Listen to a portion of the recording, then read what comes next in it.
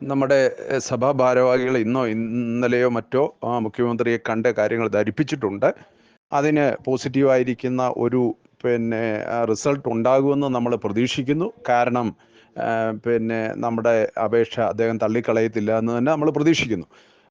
ഇനിയും അങ്ങനെ ഉണ്ടാകുന്നില്ല, നമ്മുടെ ദേവാലയങ്ങൾ കളക്ടർ പറഞ്ഞ 6 പള്ളികൾ കളക്ടർ ഏറ്റെടുക്കുന്ന സാഹചര്യം ഉണ്ടായാൽ ഇനി നമ്മുടെ മുമ്പിൽ യാതൊരു വഴിയുമില്ല.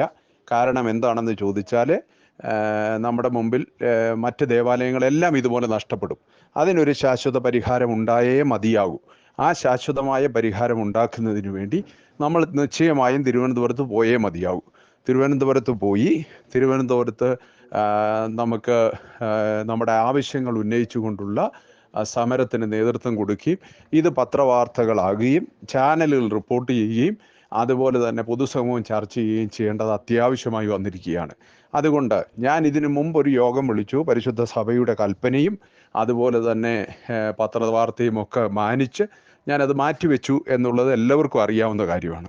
ഇനിയും ദേവാലയം നഷ്ടപ്പെടുന്ന സാഹചര്യം ഉണ്ടായാൽ, മലങ്കര സഭയിൽ ഒരു പള്ളിയെങ്കിലും പോകുന്ന സാഹചര്യം ഉണ്ടായാൽ, അന്ന് മുതൽ തിരുവനന്തപുരത്ത് ഇതിനൊരു പരിഹാരം ഉണ്ടാകുന്നത് വരെ സമരത്തിന് നേതൃത്വം കൊടുത്തത് ഞാൻ തയ്യാറാണ്. വിശ്വാസി സമൂഹത്തിൻ്റെയും പരിശുദ്ധ സഭയെ സ്നേഹിക്കുന്നവരുടെയും പിന്തുണ എനിക്കുണ്ടെങ്കിൽ മാത്രം, ഇല്ല എങ്കിൽ എനിക്ക് ചെയ്യുവാനായിട്ട് കഴിയുകയില്ല.